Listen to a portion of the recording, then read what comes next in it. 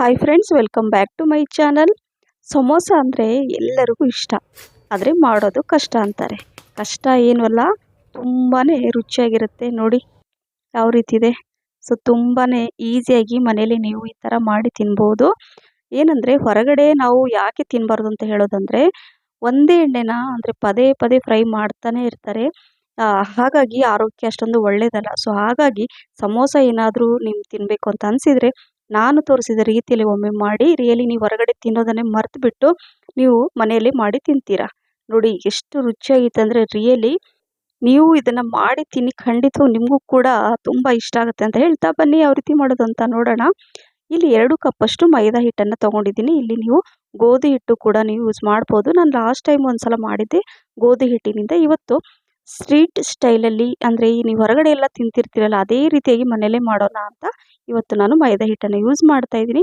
1 tea ಸ್ಪೂನಷ್ಟು ಅಜ್ವಾಯಿನ್ ಕೈಯಿಂದ ತೆಗ್ಬಿಟ್ಟು ಹಾಕ್ಕೊಂಡಿದ್ದೀನಿ. ರುಚಿಗೆ ತಕ್ಕಷ್ಟು ಉಪ್ಪು. ಇಲ್ಲಿ ನಾನು ಒಂದು ಸ್ಮಾಲ್ ಕಪ್ಪಲ್ಲಿ 1 ಕಪ್ಪಷ್ಟು ಎಣ್ಣೆ ತೊಗೊಂಡಿದ್ದೀನಿ. ನೋಡಿ ಈ ಎಣ್ಣೆನ ಸ್ವಲ್ಪ ಸ್ವಲ್ಪನೇ ಹಾಕ್ಕೊಂಡು ನಾನು ತೋರಿಸಿದ ರೀತಿಯಲ್ಲಿ ನೀವು ಹಿಟ್ಟನ್ನು ಕಲಿಸ್ಕೋಬೇಕು. ಈ ರೀತಿ ನೀವು ಹಿಟ್ಟು ಕಲಿಸ್ಕೊಂಡ್ರೆ ಸಮೋಸ ಫೇಲ್ ಆಗೋ ಚಾನ್ಸೇ ಇಲ್ಲ. ಅಷ್ಟೇ ಕ್ರಿಸ್ಪಿಯಾಗಿ ಅಷ್ಟೇ ರುಚಿಯಾಗಿ ಬರುತ್ತೆ. ಈ ಎಣ್ಣೆ ಎಲ್ಲ ಹಿಟ್ಟಲ್ಲಿ ಎಲ್ಲ ಕರೆಕ್ಟಾಗಿ ನಾನು ತೋರಿಸ್ತಾ ಇದ್ದೀನಿ ನೋಡಿ, ಇದೇ ರೀತಿಯಾಗಿ ಬರಬೇಕು.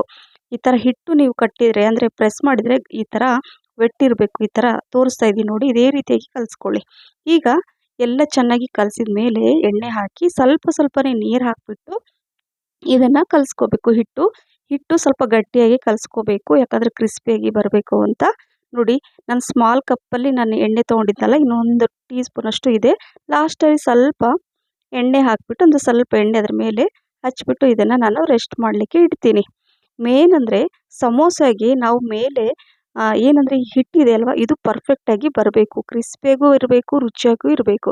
ಸೊ ಹಾಗಾಗಿ ಮೇನ್ ಈ ಹಿಟ್ಟು ಕಲಸೋದ್ರಲ್ಲೇ ಇದೆ. ಈಗ ಅದನ್ನು ಸೈಡಲ್ಲಿ ಇಟ್ಕೊಂಡು ಇಲ್ಲಿ ಒಂದು ಪ್ಯಾನಲ್ಲಿ 1 ಟೀ ಸ್ಪೂನಷ್ಟು ಎಣ್ಣೆ ಹಾಕ್ಕೊಂಡು 1 ಟೀ ಸ್ಪೂನಷ್ಟು ಜೀರಿಗೆ, ಅರ್ಧ ಟೀ ಸ್ಪೂನಷ್ಟು ಅಜ್ವಾಯಿನ್, 1 ಟೀ ಸ್ಪೂನಷ್ಟು ಧನಿಯಾನ ಸ್ವಲ್ಪ ತರಿಯಾಗಿ ನಾನು ಜಜ್ಕೊಂಡು ಇಟ್ಕೊಂಡಿದ್ದೆ, ಅದನ್ನು ಹಾಕ್ಕೊಂಡು ಹಸಿ ಶುಂಠಿ ಕೂಡ ಸಣ್ಣಕ್ಕೆ ಕಟ್ ಮಾಡಿ ಹಾಕ್ಕೊಂಡು ಸ್ವಲ್ಪ ಎಣ್ಣೆಯಲ್ಲಿ ಫ್ರೈ ಆಗಬೇಕು ಇದು. ನಂತರ ಇಲ್ಲಿ ನೋಡಿ ಗೋಡಂಬಿ ಕೂಡ ಹಾಕ್ಕೊಳ್ತಾ ಇದ್ದೀನಿ. ಒಂದು 15ರಿಂದ 20 ಗೋಡಂಬಿ ಪೀಸಸನ್ನು ಹಾಕ್ಕೊಳ್ಳಿ. ಅರ್ಧ ಕಪ್ಪಷ್ಟು ಹಸಿ ಬಟಾಣಿ 2ರಿಂದ 3 ನಿಮಿಷ ನಾನು ಬೇಯಿಸಿಬಿಟ್ಟು ಸೈಡಲ್ಲಿ ತೆಗೆದು ಇಟ್ಕೊಂಡಿದ್ದೆ, ಅದನ್ನು ಇದರಲ್ಲಿ ಹಾಕ್ಕೊಂಡಿದ್ದೀನಿ. ಇದನ್ನು ಮಿಕ್ಸ್ ಮಾಡಿಕೊಂಡು ನಂತರ ಅರ್ಧ ಟೀ ಸ್ಪೂನಷ್ಟು ಜೀರಿಗೆ ಪುಡಿ, ಸ್ವಲ್ಪ ಅರಿಶಿಣ, 1 ಟೀ ಸ್ಪೂನಷ್ಟು ಅಚ್ಚ ಖಾರದ ಪುಡಿ, 1 ಟೀ ಸ್ಪೂನಷ್ಟು ಆಮ್ಚೂರ್ ಪೌಡರ್, ಹಾಗೆ ರುಚಿಗೆ ತಕ್ಕಷ್ಟು ಉಪ್ಪನ್ನು ಹಾಕ್ಕೊಂಡು ಇದನ್ನು ಚೆನ್ನಾಗಿ ಆ ಮಸಾಲೆ ಎಲ್ಲ ಚೆನ್ನಾಗಿ ಅದು ಫ್ಲೇವರ್ ಬರಬೇಕು ಅದು. ಸೊ ಲೋ ಫ್ಲೇಮಲ್ಲಿ ಇದನ್ನು ಮಾಡ್ಕೊಳ್ಳಿ. ಆ ಬಟಾಣಿ ಎಲ್ಲ ತುಂಬ ಚೆನ್ನಾಗಿ ರುಚಿ ಬರುತ್ತೆ. ನಂತರ ಇಲ್ಲಿ 4 ಆಲೂಗಡ್ಡೆ ನಾನು ಬೇಯಿಸಿಬಿಟ್ಟು ಸಿಪ್ಪೆ ತೆಗೆದು ಇಟ್ಕೊಂಡಿದ್ದೆ, ಅದನ್ನು ಹಾಕ್ಕೊಂಡಿದ್ದೀನಿ.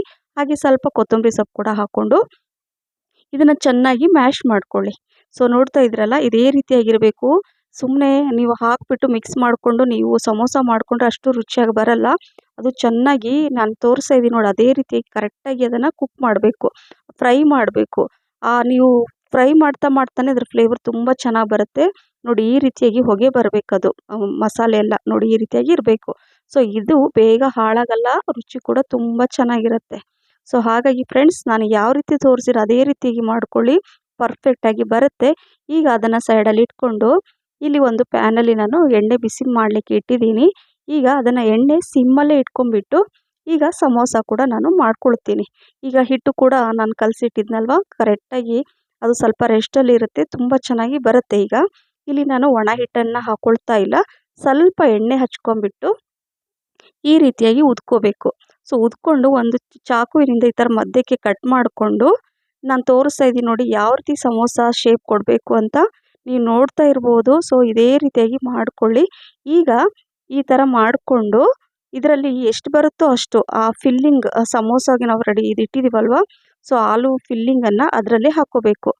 ಹಾಕ್ಕೊಂಡು ನೋಡಿ ನಾನು ತೋರಿಸ್ತಾ ಇದ್ದ ರೀತಿಯಲ್ಲಿ ಅದನ್ನು ನೀವು ಫೋಲ್ಡ್ ಮಾಡಿಕೊಂಡ್ರೆ ಸೇಮ್ ನೀವು ಹೊರಗಡೆ ಯಾವ ರೀತಿ ನೀವು ಸಮೋಸನ ತಿಂತೀರಲ್ಲ ಅದೇ ರೀತಿ ಶೇಪ್ ಇರುತ್ತೆ. ಸೊ ಈಗ ಇನ್ನೊಂದು ತೋರಿಸಿ ನೋಡಿ, ಸ್ವಲ್ಪ ಜಾಸ್ತಿ ಪ್ರಮಾಣದ ಹಿಟ್ಟನ್ನು ತಗೊಂಡು ಕೆಳಗಡೆ ಸ್ವಲ್ಪ ಎಣ್ಣೆ ಹಚ್ಕೊಂಡು ಈ ಥರ ಉದ್ಕೋಬೇಕು. ಉದ್ಕೊಂಡು ಕಟ್ ಮಾಡಿಕೊಂಡು ನೋಡಿ ಈ ರೀತಿಯಾಗಿ ನಾನು ಮಾಡ್ತಾ ಇದ್ದೀನಿ. ನೀವು ನೋಡ್ತಾ ಇರ್ಬೋದು, ಇದೇ ರೀತಿಯಾಗಿ ಮಾಡ್ಕೊಳ್ಳಿ. ಎಲ್ಲೂ ಅದು ಓಪನ್ ಆಗಲ್ಲ ಮತ್ತು ತುಂಬ ಚೆನ್ನಾಗಿ ಕ್ರಿಸ್ಪಿಯಾಗಿ ಬರುತ್ತೆ. ಸೊ ಹಾಗಾಗಿ ಈ ಥರ ಮಾಡಿಕೊಂಡು ಈಗ ಇಲ್ಲಿ 1 ಅರ್ಧ ಟೇಬಲ್ ಸ್ಪೂನಷ್ಟು ಅದನ್ನು ಹಾಕ್ಕೊಂಡು ಈಗ ನೋಡಿ ಈ ಥರ ಮಡಚಿಬಿಡಬೇಕು. ಸೇಮ್ ನೀವೇನು ಹೊರಗಡೆ ತಿಂತಿರ್ತೀರಲ್ಲ ಇದೇ ರೀತಿಯಾಗಿರುತ್ತೆ. ಸಮೋಸ ಇದೇ ರೀತಿಯಾಗಿ ಮಾಡ್ಕೋಬೇಕು.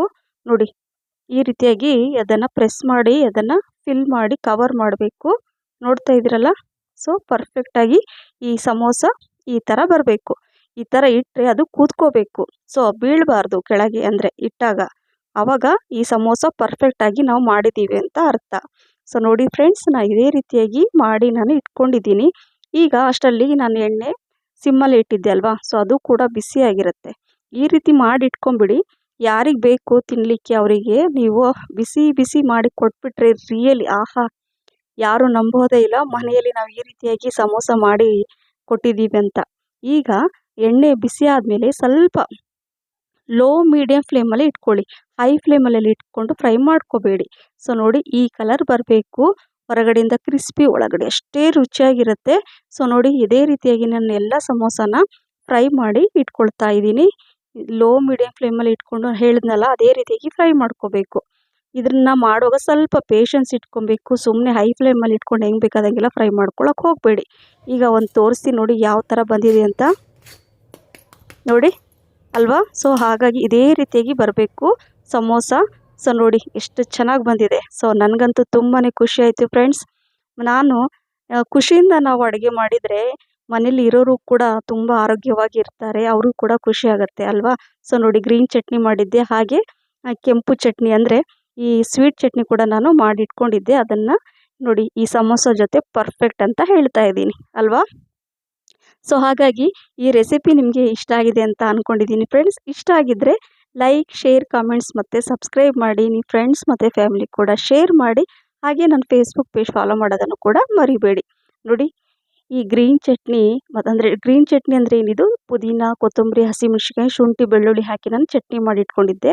ಹಾಗೆ ಈ ಸ್ವೀಟ್ ಚಟ್ನಿ, ಅದ್ರ ನಂತರ ಸ್ವಲ್ಪ ಈರುಳ್ಳಿ ಈ ಥರ ಹಾಕ್ಕೊಂಡು ನೀವು ಸಮೋಸನ ತಿಂತಾ ಇದ್ರೆ ರಿಯಲಿ ಆಹಾ, ಬಾಯಲ್ಲಿ ನೀರುಣಿಸುವಂತಹ ಈ ಸಮೋಸ ರೆಸಿಪಿ ನಿಮಗೂ ಖಂಡಿತವಾಗ್ಲೂ ಇಷ್ಟ ಆಗುತ್ತೆ. ಟ್ರೈ ಮಾಡಿ. Thank you for watching.